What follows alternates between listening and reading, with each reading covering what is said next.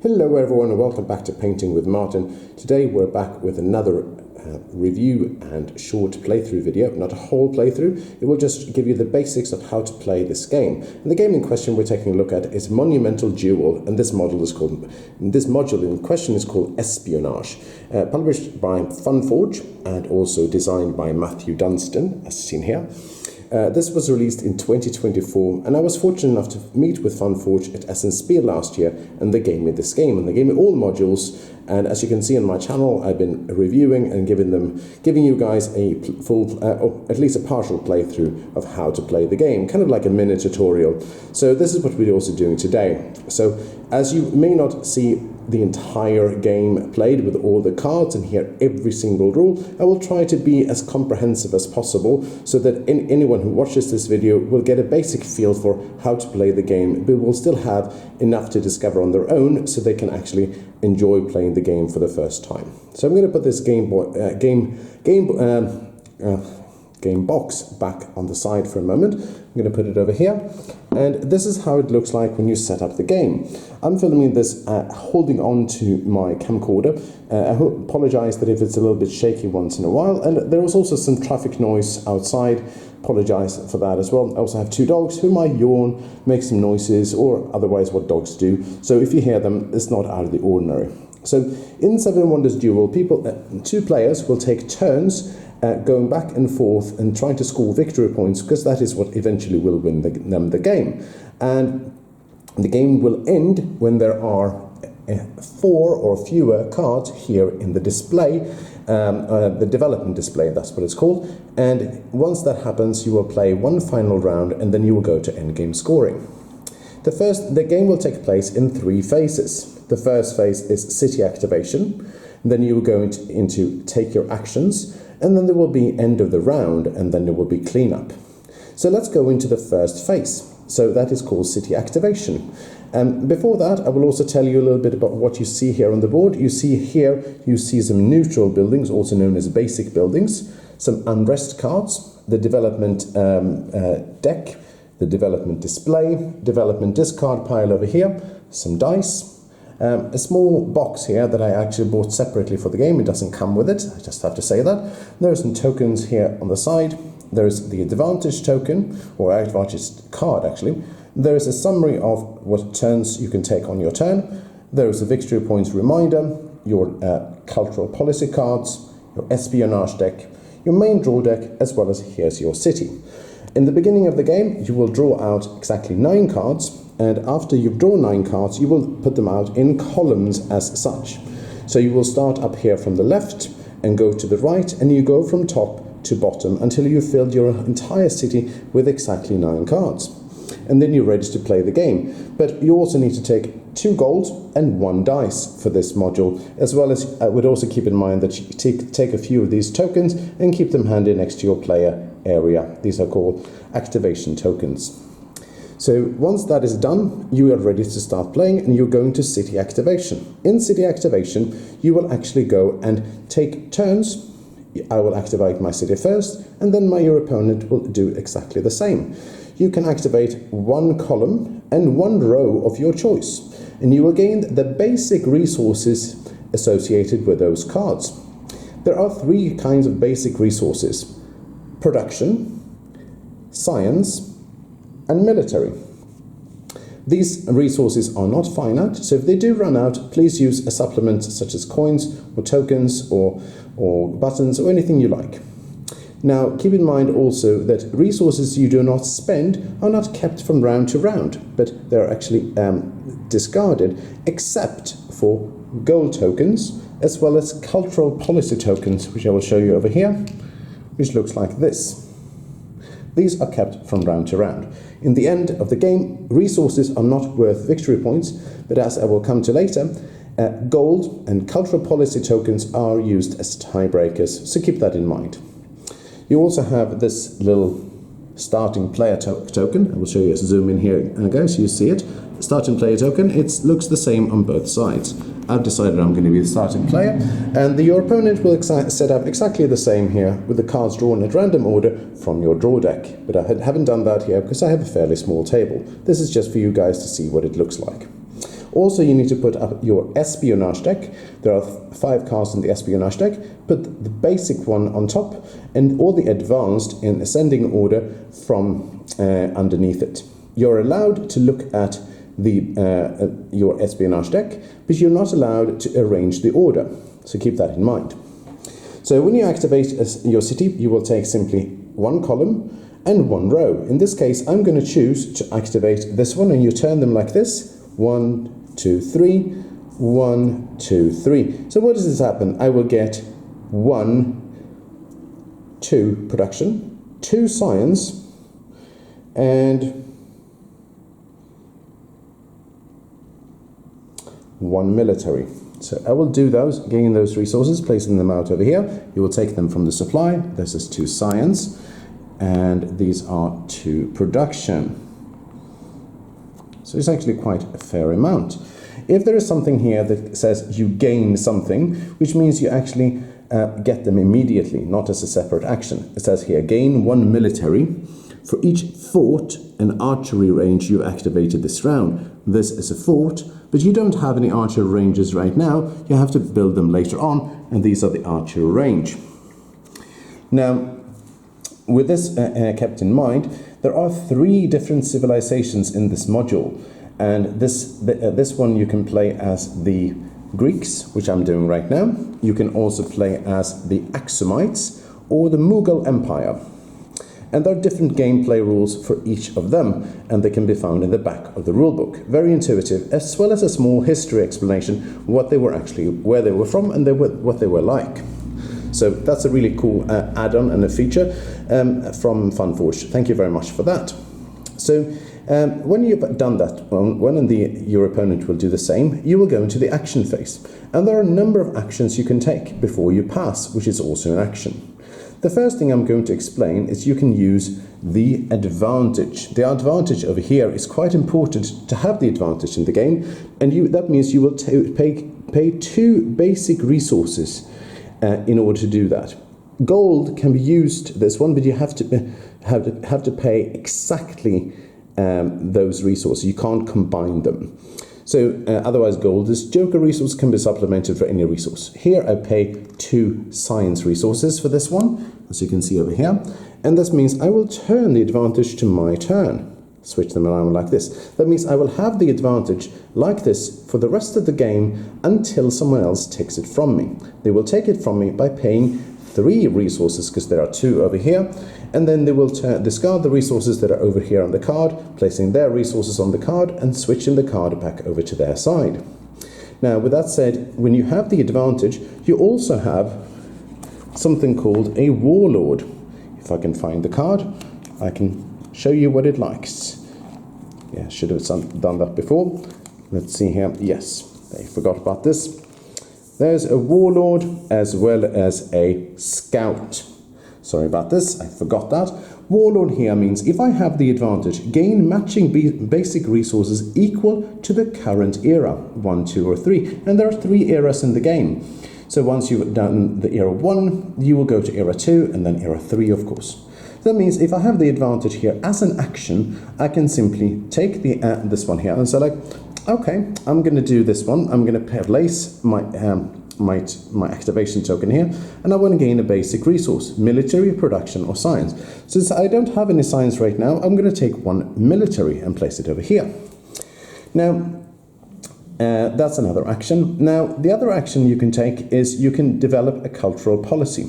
Cultural policies are used by simply spending these tokens here. For every cultural policy, you need a certain number of resources. For example, the first one requires 1 resource, second one 2, next one 3, and so on and so forth.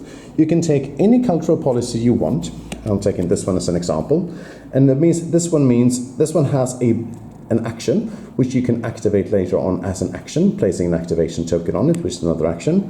And this one here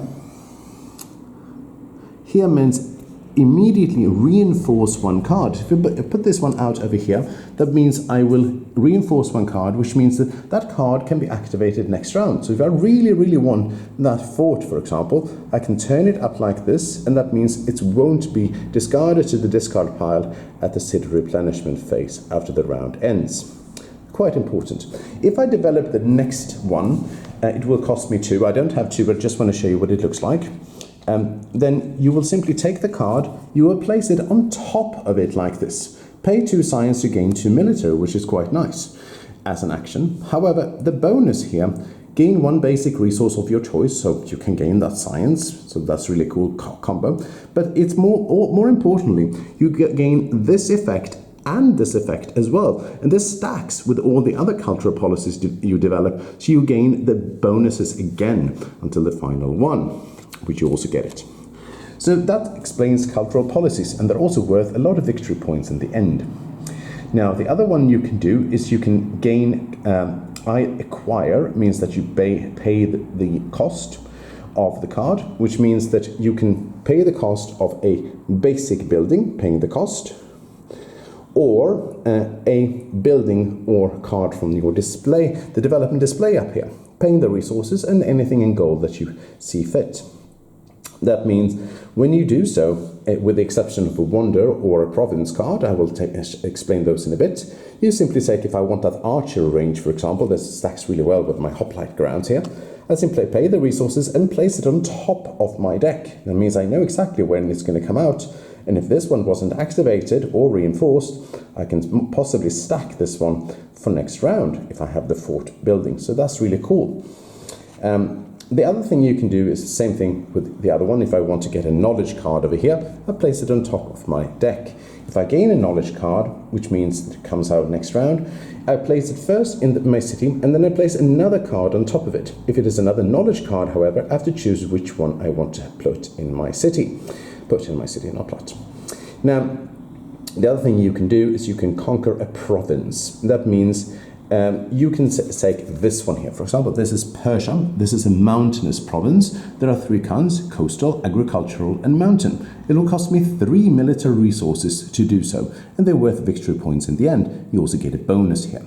So say, for example, I really want that one, but I only have 2 military. So what do? I simply take the 2 military I have and 1 gold resource as a supplement, conquer this province, and place it down over here, or in my player area, I immediately gain the bonus here. Your opponent gains 1 unrest. If you have the advantage, they gain 1 more unrest, and we have the advantage. So that means they gain 2 of these unrest cards, and these are really terrible, like really horrible. When this card is activated, return it to the unrest pile, which means they come in. You put them on top of the opponent's draw pile. That means they will come out next round, and they will come out into your city, and they mean they do absolutely nothing, but they're worth minus victory points in the end of the game, even if they are just in their deck. So that's really cool. The other thing you can do is you can build a wonder, and a wonder is a bit different. You can build a wonder and simply you buy the cost here for 3 production. I have 3 production right now. I can spend these 2. And I can, in that case, spend 1 gold as a supplement. I build it over here in my area, and that means I place my little wonder construction token on top of it.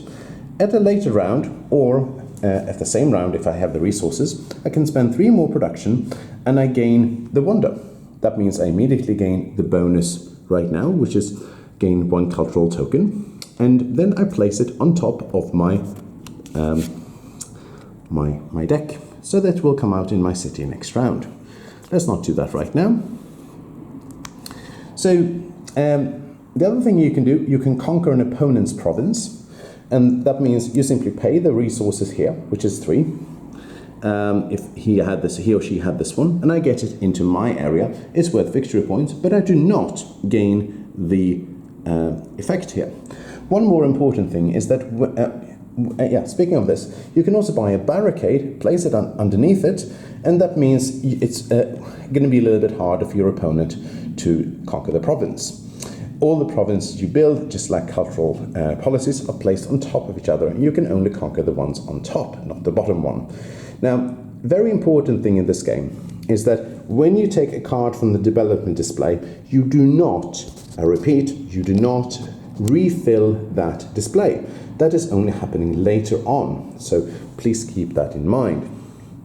Now, one of the last actions I think you can do, of course, you can make use of an activated card in your city, which means if you had something here, say for example, archive one card or pay two different resources, pay two different basic resources to gain a culture, that it counts as an action. And if you do that, you simply place an activation token on top of it, and you've done the action, paying the resources. You don't have to do this one, it's optional. The other thing you can do is you can actually use something called make scientific progress. That means you pay 2 science resources and you draw the top card of your deck here and use it. So in this case, it will be this one. I would gain 1 science. I place it back in my discard pile. Once you've done all the things you want to, you might want to think about, but what's all of this espionage here? What's this module really about? Because so far I've explained most things with the exception of unrest that happens in all the other modules. You can combine all the modules into one single game. There are rules for this one on page 6 in the rulebook. We're not going to explain this one right now, but it allows you to take other civilizations, other cards, and get a longer game. It is possible, and I like that. However, what's the espionage about? Now, that comes in for the scout. Every player has a scout. It may look a little different on the card, but it says here, use your scout. To use my scout, I place it down here. And for this module, I have 2 options. I can pay a basic resource. So say, for example, I had a production here left, or a gold. And that means I can simply, what I have to do is simply, I have 2 options. I can either recruit an agent by paying the basic resource, and that means recruiting an agent, I gain an extra die, like this. I start the game with 1 die. Or if I didn't want to do that, I pay a basic resource and I roll the die that I have. Let's see if I roll the die. I gained a 5, and that means I look at my card here. If it's a 1, I discard the agent, I lose it. If it's a 2 or a 3, I change the espionage from this one on top to something here that I want, anything that I want, and place it on top, giving me a different bonus next time I roll the dice. And that means if I gain 4 or 5, I gain a gold, which is really cool, which is what I got right now. Now, if I gained a 6, which is the best action, I gain 1 gold and 1 victory point. And victory point tokens are counted as such with these tokens. Really nice tokens. So training means getting more dice. You can only take the scout action once per round. So you can build it up for the next round or not. The 2 or 3 is a little bit different, because if you do take a 2 and you have, say, 2 dice, I can discard the 2 dice that I simply use. And that means no. If the die shows a 2 or a 3, I have to choose a new espionage card from the deck to place on top, to be the new active card. If I have another die, I can use that die to activate the new card, which is really cool. However, what happens if I don't get the die results that I want? Well, I can keep re-rolling for the die until I decide these are the dice I want by paying 1 resource, 1 basic resource, or 1 die of my or a gold, not cultural tokens, to change, simply re-roll the die. And then once I'm finally happy, I can actually feel, okay, fine, now I'm paying the resources, I'm keeping these die. However, any resources that I gain from my agents are gained only after you stop rolling, and therefore you can't use any resources gained by them to re-roll any dice in the same action. So let's take this again. Now, if you get a 1, discard the agent. 2 or 3, change the espionage card. In this case, 4 or 5, you get something else, and number 6 is usually the best action you can get. A little bit of luck involved. So for more rules for this one, you can actually go into page number 12 in your rulebook, and or 11 and 12 in the rulebook to see exactly how it's used. There are some really nasty effects on some of the cards. I will show you one of them. For example, here, not so much. Gain 1 agent and 1 culture with a 6, so that's really cool. It saves you an action.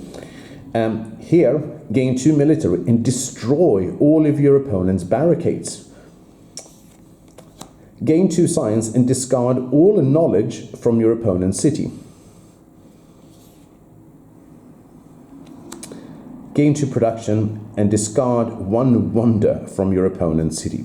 Discard means it goes to the discard pile, not destroyed. However, barricades will be destroyed, making your conquest easier for his or her provinces. Once everyone is done and they pass, they can simply go to the city replenishment phase. That means you simply do this. You take all the cards that you activated this round, with the exception of those reinforced, place them in your discard pile, and draw new ones from the deck with the following rules. You take it from left to right, top to bottom. In this case, you do it like as following. If you need to draw again and there are no more cards in your deck, please shuffle your discard pile and form a new deck. Very important, if you use scientific progress and you couldn't draw cards because your draw deck was empty, you can't use that action. Now this one is done.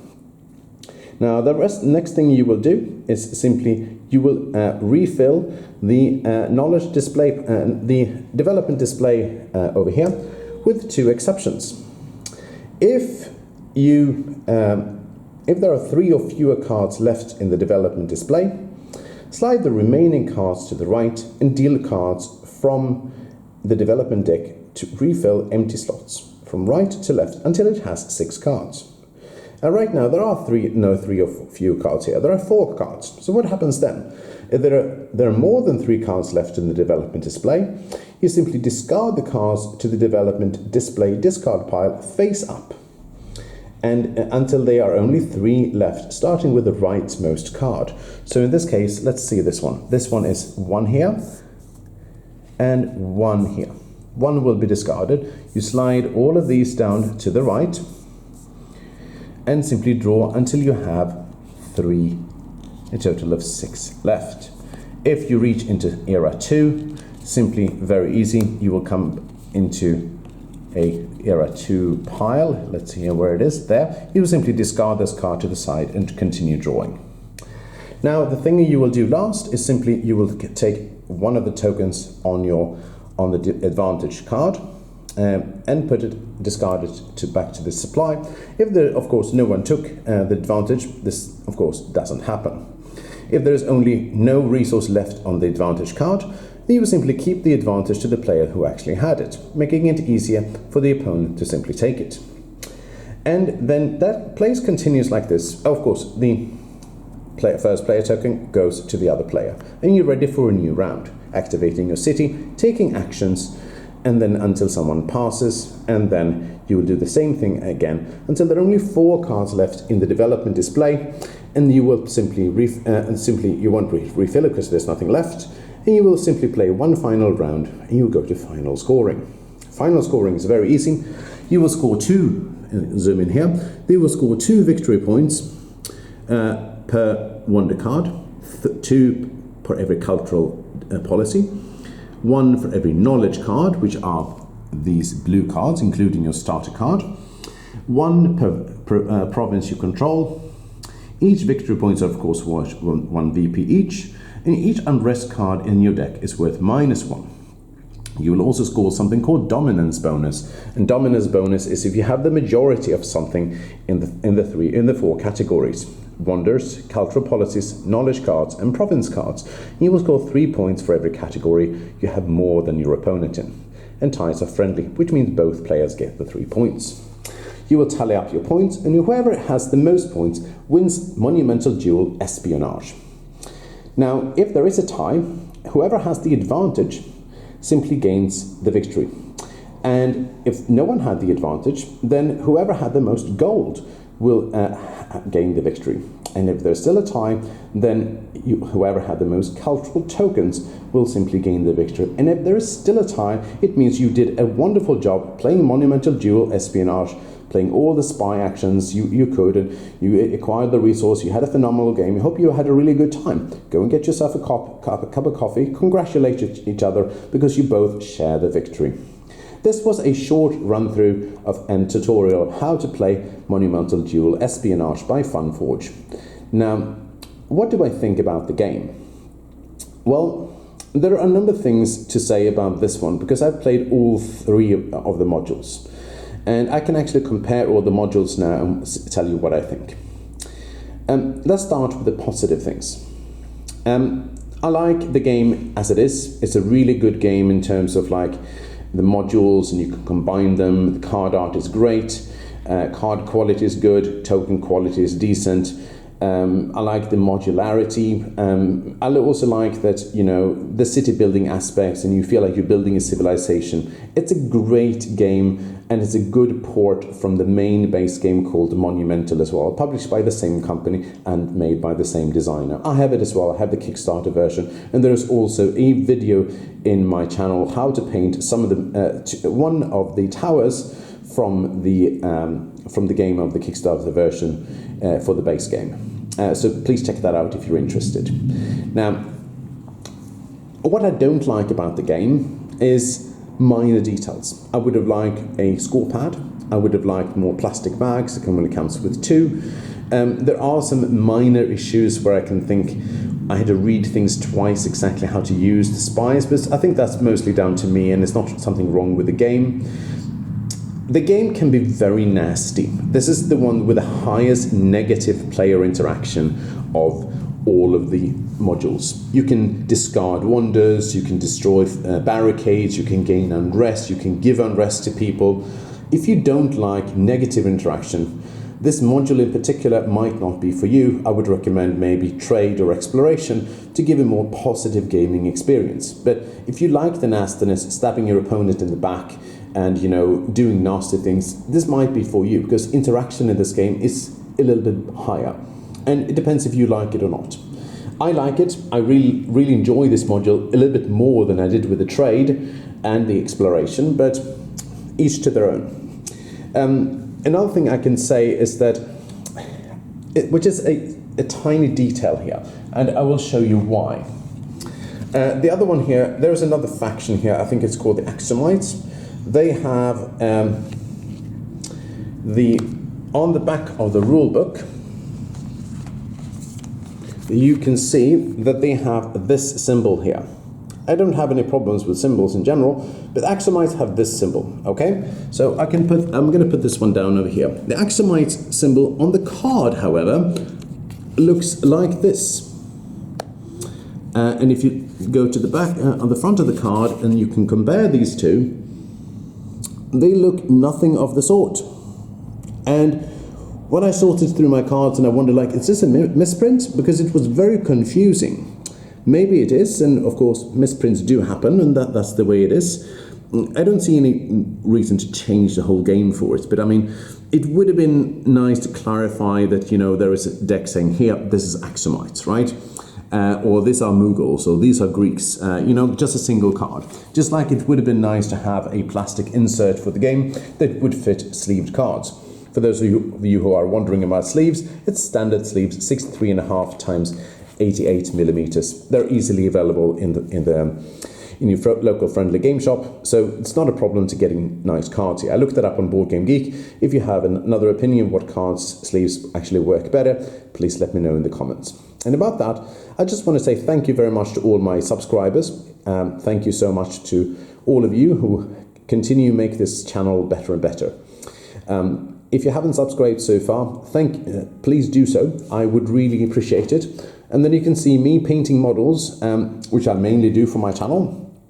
But if you want to see me doing more reviews and playthroughs like these, let me know. I really enjoy doing them as well. Until next time, thank you very much for all of you who watched. Thank you to FunForge who gave me this game. And I hope you have a really good time when you play this one, and hope it will help you when you look at this small tutorial, if it will help you. Thank you so much for watching.